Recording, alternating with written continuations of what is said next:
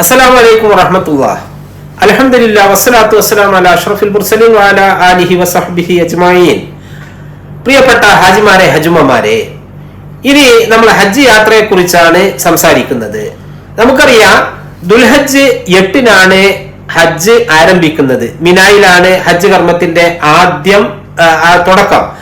ഇവിടെ നമ്മൾ ദുൽഹജ്ജ് 7-നോ അല്ലെങ്കിൽ ദുൽഹജ്ജ് 8-ന് രാവിലെയോ, ദുൽഹജ്ജ് 7-ന് രാത്രിയോ അല്ലെങ്കിൽ ദുൽഹജ്ജ് 8-ന് രാവിലെയോ ആണ് നിങ്ങളെ മിനായിലേക്ക് കൊണ്ടുപോകുന്നത്.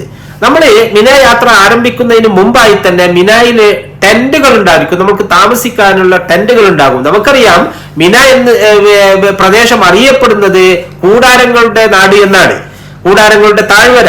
ആ മിന താഴ്വരയില് പതിനായിരക്കണക്കിന് ലക്ഷക്കണക്കിന് ടെന്റുകളാണുള്ളത്.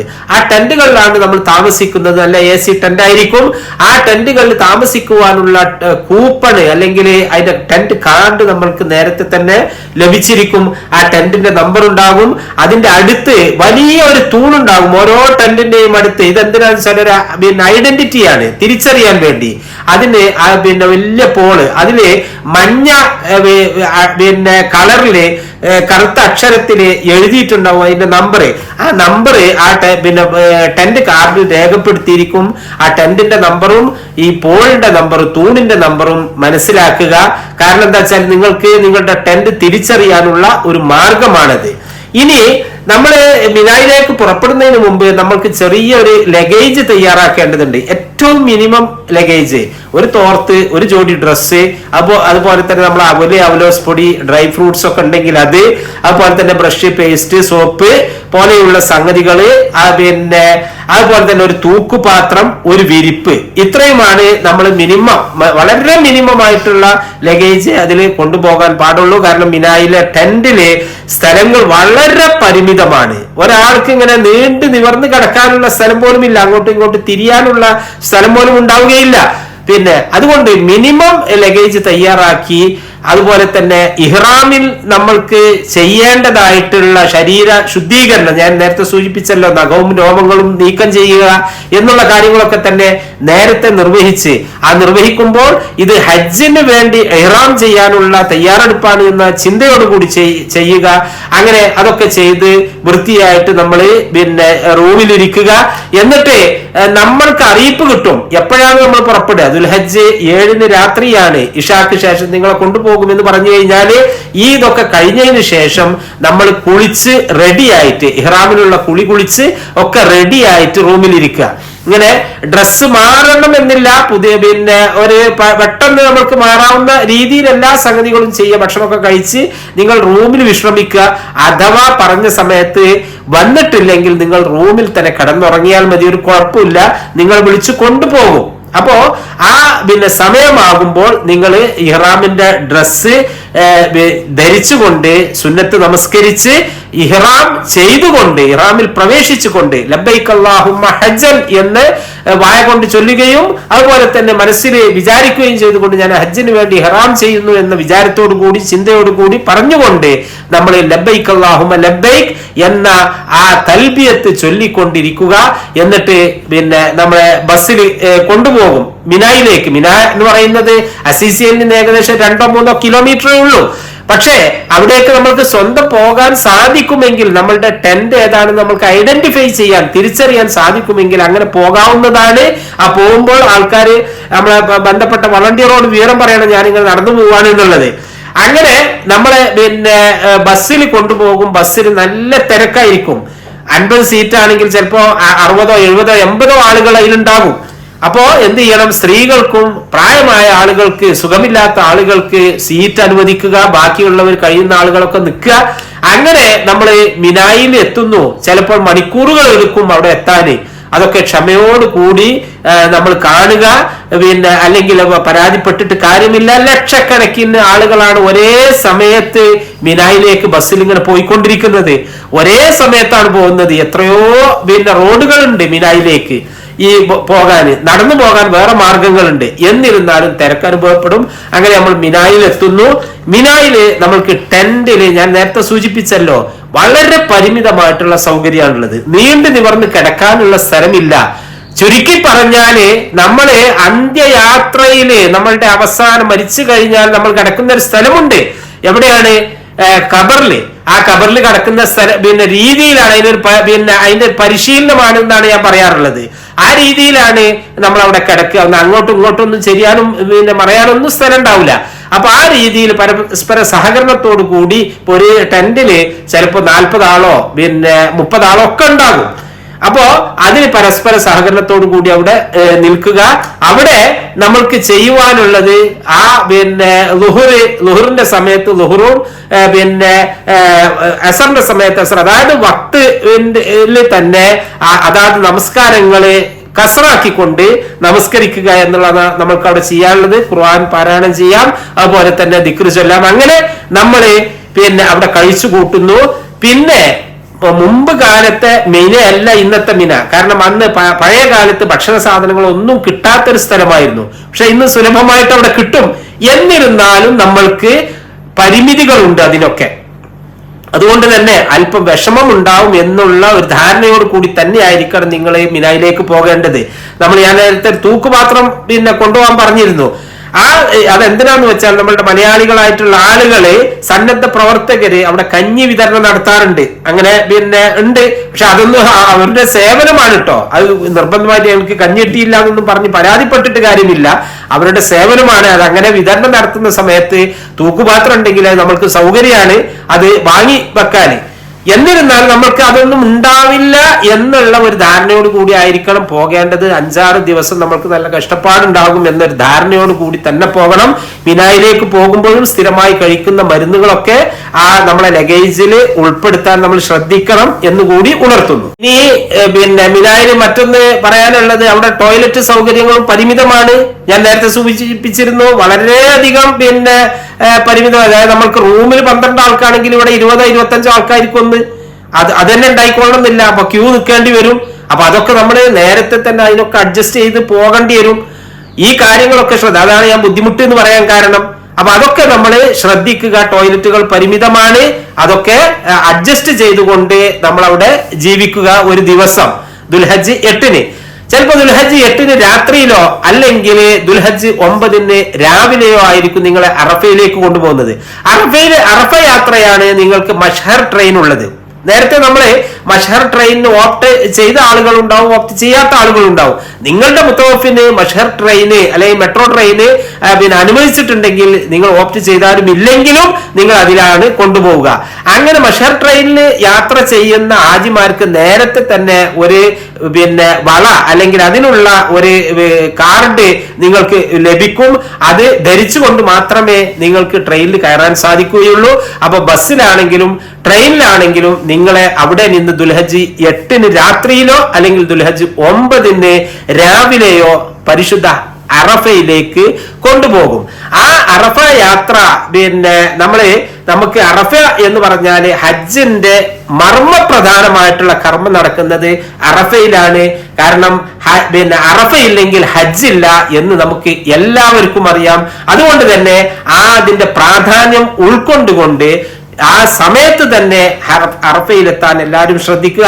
അറഫയിലേക്ക് പുറപ്പെടുമ്പോൾ ഈ പറഞ്ഞ രീതിയിൽ അല്പം നമ്മളുടെ ലഗേജ്, അതായത് നേരത്തെ ഉള്ള അതിൽ നിന്ന് നമ്മള് ഒരു വെരിപ്പും അതുപോലെ തന്നെ ഒരു തോർത്ത് പോലെയുള്ള സംഗതികളുമായിട്ട് നമ്മൾ അറഫയിലേക്ക് യാത്രയാവുക.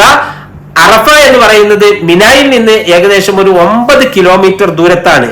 ബസ്സിലാണെങ്കിലും ട്രെയിനിലാണെങ്കിലും അവിടേക്കും മണിക്കൂറുകൾ ചിലപ്പം പിടിക്കും. ട്രെയിനിൽ പോകുക എന്നല്ല, ട്രെയിനിൽ കയറി കഴിഞ്ഞാൽ അവിടെ എത്താൻ വളരെ എളുപ്പം എത്തും. പക്ഷേ ട്രെയിനിലേക്ക് കയറാന് തിരക്ക് കൊണ്ട് ചിലപ്പോൾ മണിക്കൂറുകൾ കാത്തിരിക്കേണ്ടി വരും. ബസ്സില് കയറി കഴിഞ്ഞാലും അവിടെ 10-15 റോഡുണ്ട്. ആ റോഡിലൂടെ ബസ്സുകൾ ഇങ്ങനെ അരിച്ചരിച്ചു പോവാണ്. കാരണം എല്ലാവരെയും അറഫയിൽ എത്തിക്കുകയാണ്. അപ്പൊ ആ രീതിയിൽ പോകുമ്പോൾ വളരെ സാവധാനത്തിലെ അവിടെ അറഫയിൽ എത്തുകയുള്ളൂ എന്നുള്ളത് മനസ്സിലാക്കുക. അങ്ങനെ അറഫയിൽ എത്തിക്കഴിഞ്ഞാൽ അവിടെ ടെന്റുകളുണ്ട്. പക്ഷെ ടെന്റുകൾ എന്ന് പറഞ്ഞാൽ മിനായിലെ ടെന്റുകൾ പോലെയല്ല, വെറും ഷാമിയാനകൾ ആണ്. വെറുതെ അങ്ങനെ വലിച്ചു കെട്ടിയിട്ടുള്ളത്, AC ഒന്നുമല്ല. പക്ഷേ അവിടെ നമ്മൾക്ക് കിടക്കാനുള്ള സൗകര്യമൊക്കെ ഉണ്ടാകും. നിങ്ങൾ എപ്പോഴാണോ എത്തുന്നത് അപ്പോൾ മുതൽ ളുഹ്ർ വരെ നിങ്ങൾ എന്ത് ചെയ്യുക, അവിടെ നല്ലവണ്ണം വിശ്രമിക്കുക. കാരണം എന്താണ്? നിങ്ങൾക്ക് ളുഹ്ർ മുതൽ മഗ്രിബ് വരെയാണ് അറഫ എന്ന് പറയുന്നത്. അതുവരെ ആ സമയം ളുഹ്ർ മുതൽ മഗ്രിബ് വരെ ശരിയായ രീതിയിൽ നിങ്ങൾക്ക് ഉപയോഗിക്കണമെന്നുണ്ടെങ്കിൽ നിങ്ങൾ വിശ്രമിക്കേണ്ടതുണ്ട്. അതുകൊണ്ട് തന്നെ നിങ്ങൾ വിശ്രമിക്കുക. ഈ അറഫയില് ഒരു പള്ളിയുണ്ട്, ആ മസ്ജിദുൻ നമിറ. അതിന്റെ പ്രത്യേകത എന്താന്ന് വെച്ചാല് അതിന്റെ ഒരു ഭാഗം അറഫക്ക് പുറത്താണ്. അതുകൊണ്ട് ആരെങ്കിലും പള്ളിയിൽ പോയിട്ട് അറഫ സമയത്ത് പള്ളിയിൽ പോകണം എന്ന് താല്പര്യമുള്ളവർ ശ്രദ്ധിക്കേണ്ടത് അതിന്റെ ബോർഡർ ശ്രദ്ധിക്കണം. നമ്മൾ ഇരിക്കുമ്പോൾ പള്ളിയുടെ ആ മുൻഭാഗത്ത് ഇരിക്കുകയാണെങ്കിൽ അത് അറഫക്ക് പുറത്തായിരിക്കും. നമ്മൾ അറഫയിലാണ് ഇരിക്കേണ്ടത് എന്ന് കൂടി മനസ്സിലാക്കുക. അതുപോലെ തന്നെ അവിടെയുള്ള ജബലുർ റഹ്മ നമ്മളെ നബി കരീം സല്ലല്ലാഹു അലൈഹി വസല്ലമ തങ്ങള് വിടവാങ്ങൽ പ്രസംഗം നടത്തിയ ആ കുന്നാണത്. അപ്പോ അവിടേക്കൊക്കെ പോകുമ്പോൾ തിരിച്ച് നമ്മളുടെ ആ ടെന്റിൽ എത്തുവാൻ എങ്ങനെ എത്തും എന്നുള്ളത് മനസ്സിലാക്കുക. അതിന്റെ ഒക്കെ കഴിവുള്ള ആളുകൾ മാത്രമേ അങ്ങനെ പോകാൻ പാടുള്ളൂ. അങ്ങനെ നമ്മൾ ളുഹ്റായി കഴിഞ്ഞാൽ ഈ മസ്ജിദ് നമിറയിൽ വെച്ചിട്ട് അവിടുത്തെ ആലു ഷെയ്ഖിന്റെ ഒരു പ്രസംഗം ഉണ്ടാകും. അത് കഴിഞ്ഞ് ളുഹറും അസറും അവിടെ നിന്ന് നമ്മൾ ജമ്മും കസറുമായിട്ട് നമ്മളെവിടെ ടെന്റിലാണെങ്കിൽ ടെന്റിൽ വെച്ച് നമസ്കരിക്കുക. ഈ പ്രസംഗം നമ്മൾക്ക് ചിലപ്പോ ദൂരെ ആയതുകൊണ്ട് ചിലപ്പോൾ കേട്ടില്ലാന്ന് വരും. മൊബൈലില് റേഡിയോ ഒക്കെ ഉണ്ടെങ്കിൽ ചിലപ്പോൾ കേൾക്കാനും സാധിക്കും. അറബിയിലായിരിക്കും ഉണ്ടാകുക. അത് മനസ്സിലാക്കാൻ സാധിക്കുന്നവർ അത് കേൾക്കാവുന്നതാണ്. ഇല്ലെങ്കിൽ ഇതിന് ശേഷം നമ്മള് ളുഹറും അസറും ജമ്മും കസറുമായിട്ട് നമസ്കരിക്കുക. എന്നിട്ട് മഗ്രിബ് വരെ പ്രാർത്ഥനയിൽ മുഴുകുക. നമ്മള് ധാരാളം പ്രാർത്ഥിക്കാനുള്ള സമയം അവിടെയുണ്ട്. നമ്മൾ പ്രാർത്ഥിച്ചുകൊണ്ടേയിരിക്കുക, ഖുർആൻ ഓതുക, ദിക്ർ ചൊല്ലുക. നമ്മൾ രണ്ട് കൈകൾ ഉയർത്തിക്കൊണ്ട് ആകാശത്തിലേക്ക് ഉയർത്തിക്കൊണ്ട് കരഞ്ഞുകൊണ്ട് പടച്ച തമ്പുരാനോട് പ്രാർത്ഥിക്കുക. കാരണം എന്താണെന്ന് വെച്ചാല് നമ്മൾക്കൊക്കെ ധാരാളം തെറ്റുകൾ സംഭവിച്ചിട്ടുണ്ട്. എനിക്കും നിങ്ങൾക്കും ഒക്കെ സംഭവിച്ചിട്ടുണ്ട്. മനുഷ്യന്മാരാണ് നമ്മള്. ഇതൊക്കെ നമ്മൾക്ക് പൊറത്തു തരുവാന് പടച്ചവനിതാ അവിടെ ഇങ്ങനെ കനിഞ്ഞിറങ്ങുകയാണ്. ആകാശത്തിലേക്ക് കൈകൾ നീട്ടിക്കൊണ്ട് പടച്ച തമ്പുരാന് മലക്കുകളോട് പറയപ്പെട്ടിട്ടുള്ളത്. അതായത് എന്റെ അടിയാറുകളതാ വസ്ത്രങ്ങളൊക്കെ മുഷിഞ്ഞ വസ്ത്രങ്ങൾ, അതുപോലെ തന്നെ ജടകുത്തിയ മുടികളുമായിട്ട്. കാരണം എന്താണ്, നമ്മൾ 2 ദിവസമായിട്ട് പോന്നിട്ട്. അപ്പോ ആ ഒരു രീതിയിൽ വന്നിരിക്കുന്നു. അവർക്ക് ഞാനിതാ അനുഗ്രഹങ്ങൾ ചൊരിഞ്ഞു കൊടുക്കുകയാണ് എന്ന് പറഞ്ഞുകൊണ്ട് അനുഗ്രഹങ്ങൾ ചൊരിയുന്ന ഒരു ദിവസമാണ് അറഫ. ഇനി ജീവിതത്തിൽ നമ്മൾക്കത് കിട്ടുമോ എന്നറിയില്ല. അതുകൊണ്ട് തന്നെ പരമാവധി ഒറ്റയ്ക്കിരുന്നു കൊണ്ട് കരഞ്ഞുകൊണ്ട്, അപ്പോഴേ നമുക്ക് മനസ്സിന്റെ ഉള്ളിൽ നിന്ന് വരികയുള്ളൂ. അങ്ങനെ മാറി ടെന്റിൽ നിന്ന് പുറത്തിറങ്ങി അവിടെ ചെറിയ കുറ്റിച്ചെടികളോ മരങ്ങളോ ഒക്കെ ഉണ്ടാകും. അതിന്റെ ചോട്ടിലൊക്കെ പോയി നിന്നുകൊണ്ട് കരഞ്ഞുകൊണ്ട് പടച്ചവനോട് പ്രാർത്ഥിക്കുക. നമ്മൾക്ക് ആവശ്യമുള്ള എല്ലാ സാധനങ്ങളും നമ്മൾക്ക് അനുവദിച്ചിട്ടുള്ള ഇഹത്തിലും പരത്തിലും സുഖ സൗഖ്യങ്ങൾ ഉണ്ടാകുവാൻ വേണ്ടി ആത്മാർത്ഥമായിട്ട് പ്രാർത്ഥിക്കുക. ആ പ്രാർത്ഥനയിലൊക്കെ തന്നെയും എനിക്ക് വേണ്ടി, എന്റെ കുടുംബത്തിന് വേണ്ടി, എന്റെ ഉമ്മാക്ക് വേണ്ടിയൊക്കെ നിങ്ങൾ പ്രത്യേകം പ്രാർത്ഥിക്കണമെന്ന് ഞാൻ ഈ സമയത്ത് വസിയത്ത് ചെയ്യുകയാണ്. അങ്ങനെ നിരന്തരം പ്രാർത്ഥനയിലും ഖുർആൻ പാരായണത്തിലും ദിക്റിലുമായിട്ട് നമ്മൾ അറഫയെ ധന്യമാക്കുക. അറഫയുടെ പ്രാധാന്യം ഞാൻ ഒന്നും കൂടി പറഞ്ഞു തരാം. ഇപ്പോ നമ്മളുടെ ആശുപത്രികൾ സൗദി ഗവൺമെന്റ് ചെയ്യുന്ന അതിന്റെ പ്രാധാന്യം കൊണ്ടാണത്. സൗദി ആശുപത്രികളിലോ എവിടെയെങ്കിലും ഒക്കെ ICUലൊക്കെ അടക്കുന്ന രോഗികളെ പോലും, ഓർമ്മയുള്ള രോഗികളൊക്കെ തന്നെയും അല്പസമയം ചിലപ്പോൾ ഹെലികോപ്റ്ററിലായിരിക്കും, എയർ ആംബുലൻസിലായിരിക്കും കൊണ്ടുവരുന്നത്, അല്ലെങ്കിൽ മറ്റുള്ള ആംബുലൻസിലായിരിക്കും കൊണ്ടുവരുന്നത്. അവരെ അറഫയിൽ അല്പസമയം നിർത്തിയിട്ട് തിരിച്ചു കൊണ്ടുപോകും. കാരണം എന്താണ്, അവർക്ക് ഇത് കിട്ടണമെന്നുണ്ടെങ്കിൽ, ഹജ്ജ് കിട്ടണമെന്നുണ്ടെങ്കിൽ അറഫയിൽ നിൽക്കണം അല്പസമയമെങ്കിലും. അങ്ങനെ ആ മഗ്രിബ് വരെ അവിടെ കഴിച്ചു കൂട്ടിക്കൊണ്ട് നിങ്ങൾ മഗ്രിബായി കഴിഞ്ഞാൽ തിരിച്ച് മുസ്തലിഫയിലേക്കാണ് പോകേണ്ടത്. മഗ്രിബ് നമസ്കരിക്കാതെ അവിടെ വക്തായിട്ട് ഒരു സമയമായിട്ട് നിങ്ങൾ നമസ്കരിക്കണ്ട എന്ന് പറഞ്ഞൊരു സ്ഥലമാണ് അറഫയിൽ മഗ്രിബ് എന്ന് പറയുന്നത്. അങ്ങനെ നമ്മൾ മഗ്രിബായിട്ട് നമ്മൾ എന്ത് ചെയ്യുന്നു, നേരെ മുസ്തലിഫയിലേക്ക് പോകുന്നു. തിരിച്ചു പോകുന്നതും നമ്മൾ മിനയിൽ നിന്ന് അറഫയിലേക്ക് വന്ന രീതിയിൽ തന്നെയാണ്. നമ്മൾ നടന്നിട്ടാണെങ്കിൽ നടന്നിട്ട് പോകാം, അതല്ല നമ്മൾ ബസ്സിലാണെങ്കിൽ ബസ്സിൽ കൊണ്ടുപോകും, ട്രെയിനിലാണെങ്കിൽ ട്രെയിനിൽ കൊണ്ടുപോകും. അങ്ങനെ നിങ്ങൾ മുസ്തലിഫയിലേക്ക് പോകുന്നു. പക്ഷേ അവിടെ നിന്ന് നടന്നു പോകാൻ സാധിക്കുന്ന ആളുകൾക്ക് ഏറ്റവും നല്ലത് അതാണ്. കാരണം മണിക്കൂറുകൾ എടുക്കും അവിടെ പോകാൻ, നല്ല തിരക്കായിരിക്കും. അതുകൊണ്ട് നിങ്ങൾ ഏത് രീതിയിലാണെങ്കിലും മുസ്തലിഫയിലേക്ക് വരിക.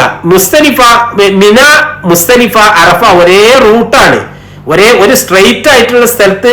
അതിന്റെ അടുക്കുള്ള മിനക്കും അറഫക്കും അടുക്കുള്ള സ്ഥലമാണ് മുസ്തലിഫ. ഏകദേശം ഒരു 5 കിലോമീറ്റർ ഉണ്ടാകും അറഫയിൽ നിന്ന്. അവിടെ എത്തി മിനയിൽ നിന്ന് അറഫയിൽ നിന്ന് മുസ്ദലിഫയിൽ എത്തിക്കഴിഞ്ഞാൽ നമ്മൾക്ക് ചെയ്യാനുള്ളത്, എവിടെയാണോ നമ്മൾക്ക് സ്ഥലം കിട്ടുന്നത്, കഴിയുന്നതും ഏതെങ്കിലും ഒരു ടോയ്ലറ്റിന്റെ ബാത്റൂമിന്റെ അടുത്ത് എവിടെയെങ്കിലും വൃത്തിയുള്ള ഒരു സ്ഥലത്ത് നമ്മൾ സ്ഥലം കിട്ടുകയാണെങ്കിൽ ഏറ്റവും നല്ലത് അതാണ്. അവിടെ നമ്മൾ കിട്ടുന്ന സ്ഥലത്ത് നമ്മളെ കയ്യിലുള്ള വിരിപ്പോ അല്ലെങ്കിൽ ചെറിയ പായ ഉണ്ടെങ്കിൽ അവിടെ വിരിക്കുക.